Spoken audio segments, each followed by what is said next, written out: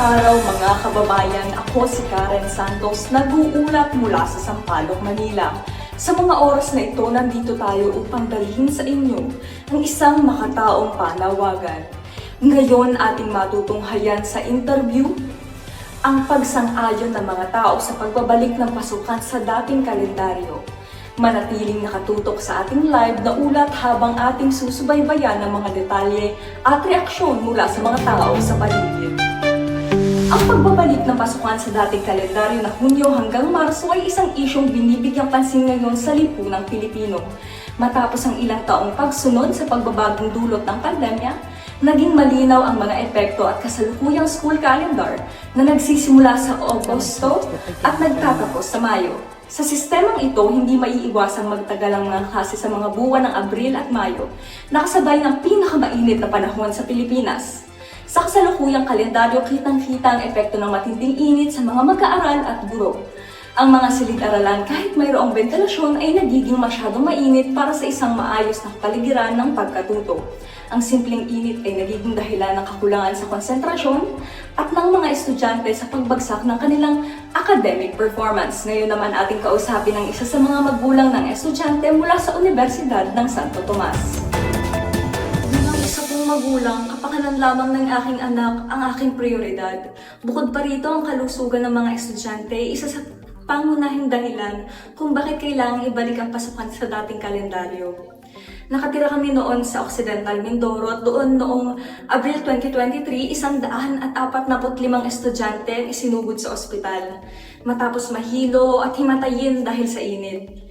Isang kahalintulad na insidente rin ang nangyari sa Laguna kung saan mahigit na 100 mag-aaral naman ang naapektuhan sa isang fire drill.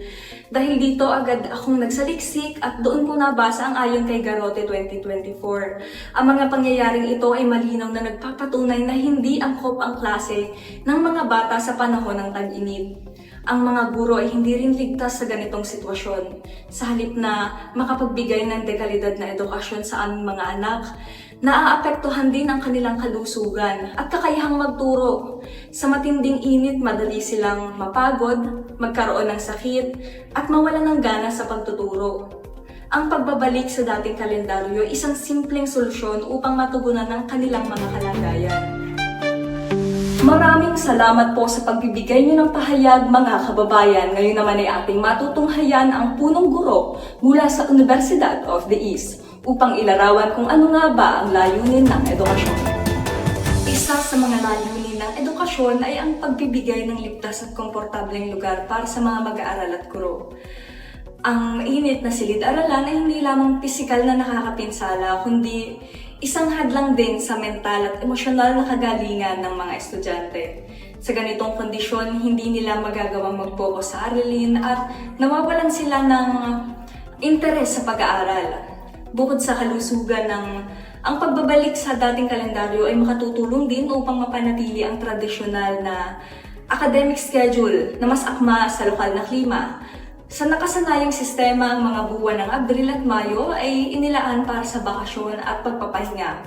Kung kailan pinakamainit ang panahon, sa pagbabalik nito, muling maibabalik ang balanseng takbo ng buhay ng mga mag-aaral.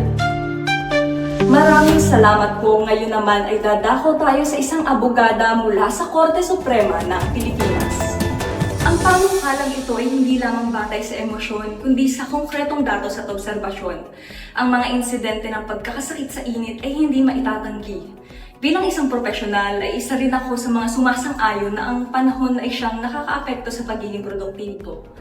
Sa panukalang batas ni ACD Teachers Party List Representative Franz Castro, nakasaad ang pagbabalik sa dating kalendaryo upang matugunan ng isyung ito. Ayon kay Castro, ang school year 2024 to 2025 ay dapat magsimula sa unang Lunes ng Hunyo at matapos sa Marso. Ang pagbabagong ito ay magbibigay daan sa mga mas maayos na takbo ng klase sa mas malamig na panahon. Lubos na pasasalamat sa ating mga magulang, punong guro at abogada na siyang nagpahayag ng kanilang mga saloobin.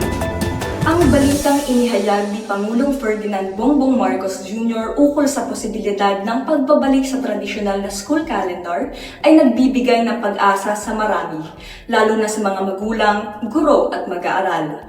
Ayon kay Taliping 2024, ang hakbang na ito ay isang konkretong tugon sa umiiral na problema ng sobrang init at nararanasan sa mga buwan ng Abril at Mayo.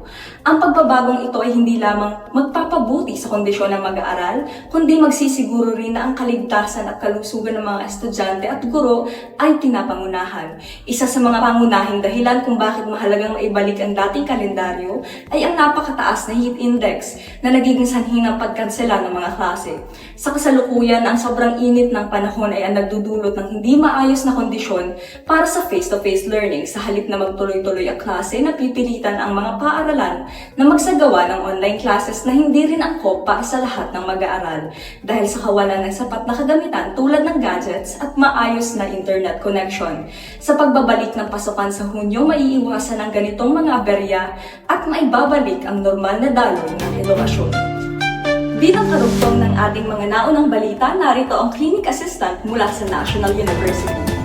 Ang hakbang na ito ay isang malinaw na indikasyon ng pagpapahalaga ng pamahalaan sa kalusugan at kagalingan ng mga mag-aaral.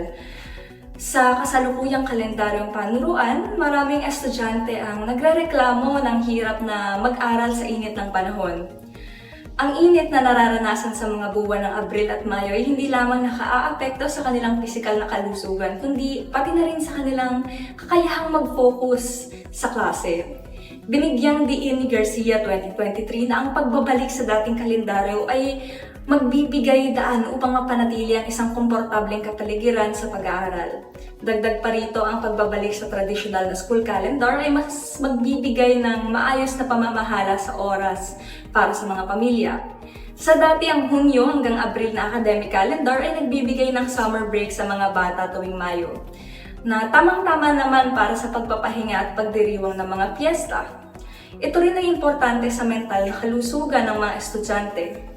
Ito rin ang panahon kung kailan mas malamig na ang panahon para sa mga family gatherings o bakasyon. Sa kasalukuyang kalendaryo, ang mga buwan ng Abril at Mayo ay puno ng pasok na tila binabaliwala ang pagkakataon para sa reaksyon upang makapag-relax at bonding ang mga pamilya. Maraming salamat po. Ngayon naman ay isang representatibo na mula sa Far Eastern University mula sa organisasyon ng FEU, Central Student Organization, ng ating matutunghayan. Isa po ito sa mga bagay na aming napapag-aralan at nasasaksihan. Ayon po kay Pawilen 2021, ang argumento na tumututol sa pagbabalik ng pasukan ay ang posibilidad ng pagiging hindi tugma sa international academic calendars. Gayon naman, ang pangunahing layunin ng edukasyon po dapat ay hindi ang pagsunod sa pandaigdigang sistema, kundi ang pagtugon sa partikular na pangangailangan ng mga Pilipino. Lalo na po sa mga kagaya kong estudyante, maraming bansa ang may sarili-sarili pong academic calendar na nakabatay sa kanilang klima at tradisyon. Kung nagagawa po nila ito, bakit hindi rin natin gawin ang nararapat para sa ating mga mag-aaral? Naniniwala po kami na ang pagbabalik sa Hunyo ay hindi nangangahulugan ng pag-abandona sa global standards, kundi ang pagbibigay prioridad sa kapakanan ng ating mga mamamayan.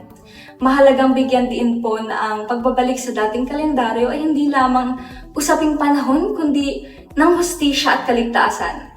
Karapatan po ng bawat mag-aaral at ating mga guro ang magkaroon ng maayos at ligtas na kapaligiran para sa pagkatuto at pagtuturo. Ang kasalukuyang sistema ay malinaw na nabigo sa aspektong ito. Ang kakulangan ng kagamitan tulad ng air conditioning units o karagdagang ventilasyon sa mga paaralan ay isang isyong matagal nang umiiral. Ngunit habang hindi pa natutugunan ang problemang ito, ang pagbabalik sa Hunyo ay isang praktikal na solusyon. Hindi ka kailanganing maghintay ng perpektong sistema upang gawin ang nararapat. Sa pagbabalik sa dating kalendaryo, magkakaroon ng mas maayos na transisyon mula sa summer break patungo sa pasukan. Magkakaroon ng sapat na oras ng mga mag-aaral upang magpahinga, maghanda at mag-reflect bago harapin ang panibagong taon ng pag-aaral. Bukod dito, magiging organisado ang schedule ng mga pamilya. Ang bakasyon ng Abril at Mayo ay maaaring magamit para sa mga family bonding activities na mahalaga rin para sa mga holistic development ng mga bata. Ang argumento, ang kasalukuyang school calendar ay nagiging matagumpay noong panahon ng pandemya ay hindi na akma sa kasalukuyang panahon. Sinang-ayunan rin ito ni Bakiran at Plata 2022. Ayon sa kanya, ang pandemya ay isang espesyal na kaso at hindi ito dapat maging basehan ng pangmatagalang pagbabago sa sistema ng edukasyon. Lubos na pasasalamat sa ating mga clinic aid, mga estudyante at guro na may buong paninindigan sa kanilang pagsang-ayon. Iyan ang ating mga balita ngayong araw. Para sa karagdagang impormasyon, bisitahin ang aming website. Ako si Karen Santos, nag-uulat mula sa Sampaloc, Manila. Back to you, Gwen. Salamat Karen sa iyong ulat. Napakahalaga ng mga impormasyong iyon. Mga kababayan, ako si Jocelyn Gwen Ite at patuloy tayong mag-uulat ng mga kaganapan sa ating bayan. Ang pagbabalik sa dating kalendaryo ay hindi nangangailangan ng malaking pondo o komplikasyong implementasyon. Sa halip, ito ay isang simpleng pagbabago na magkakaroon ng malaking positibong epekto sa kalusugan at kagalingan ng mga guro at mag-aaral. Ang hakbang na ito ay isa ring paraan upang ipakita ang malasakit ng gobyerno sa sektor ng edukasyon. Ang edukasyon ay hindi lamang tungkol sa pagtuturo ng mga leksyon, kundi sa pagkilala ng pangangailangan ng bawat individual na nasa loob ng sistema. Ang pagbabalik sa pasukan sa Hunyo ay hindi lamang isang simpleng issue ng pagbabalik sa nakaraan. Ito ay isang hakbang tungo sa mas maayos, mas ligtas at mas makataong sistema ng edukasyon para sa mga Pilipino. Bilang isang mag-aaral, guro o magulang, lahat tayo ay may tungkuling suportahan ang mga hakbang na magpapabuti sa ating sistema ng edukasyon. Panahon na upang pakinggan ang mga boses na nagsusulong ng pagbabago para sa ikabubuti ng lahat. Huwag kalimutang maging bahagi ng solusyon at salamat sa inyong pagtangkilik.